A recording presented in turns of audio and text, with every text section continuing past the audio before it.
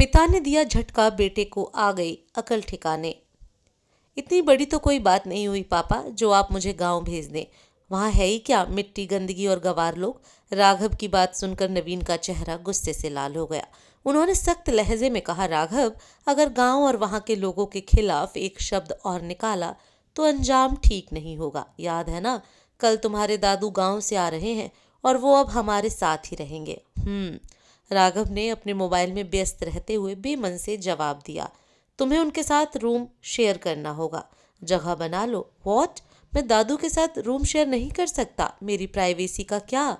चारू ने नवीन की ओर देखा। राघव को पूरा यकीन था कि माँ उसकी बात मान लेगी, मगर चारू ने सख्ती से कहा, ठीक है, तो तुम हॉल में सो लेना, पापा अब हमारे साथ ही रहेंगे। नवीन अपने माता पिता की इकलौती संतान थी। उनके पिता कैलाश एक मेहनती किसान थे जिन्होंने अपना पूरा जीवन नवीन को पढ़ाने और सफल बनाने में लगा दिया।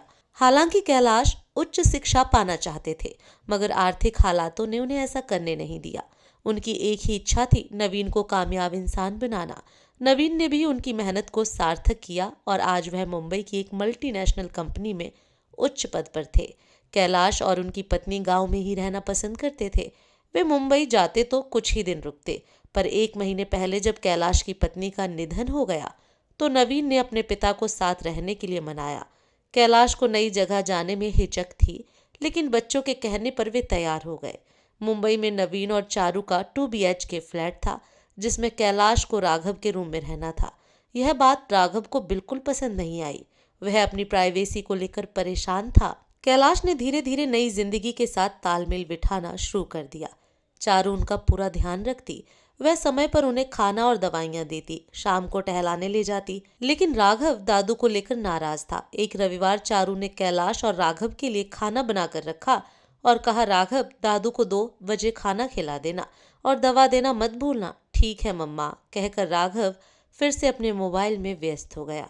दोपहर 2 बजे कैलाश को भूख लगी। उन्होंने राघव को आवाज दी, मगर वह अपने गेम में इतना खोया था कि सुन ही नहीं पाया।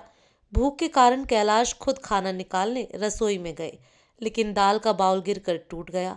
आवाज सुनकर राघव भागा और गुस्से में चिल्लाया, कुछ करना आता नहीं दादू, सब चीज बिगाड़ देते हो।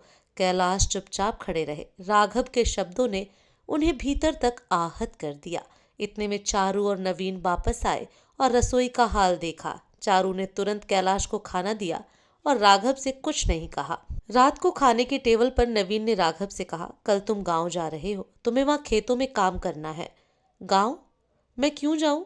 क्योंकि जो मेरे पिता का सम्मान नहीं कर सकता, उसे मेरे घर में रहने का हक नहीं। तुमने उन्हें अपमानित किया है। जिनकी मेहनत से आज ये घर खड़ा है, उन्हें तुमने गंवार कहा। तुम्हारे इस व्यवहार के लिए माफी नहीं है। लेकिन पापा, बस जिन्हें तुम गंवार कहते हो उन्हीं की वजह से तुम्हारी पढ़ाई और जिंदगी चल रही है।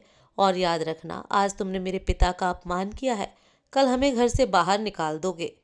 चारू और नवीन के इस फैसले के आगे राघव चुप रह गया। उसने समझ लिया कि सम्मान और रिश्तों की अहमियत किसी भी चीज से बढ़कर होती है। दोस्तों, आपको ये छोटी सी कहानी कैसी लगी, कमेंट करके जरूर बताएं।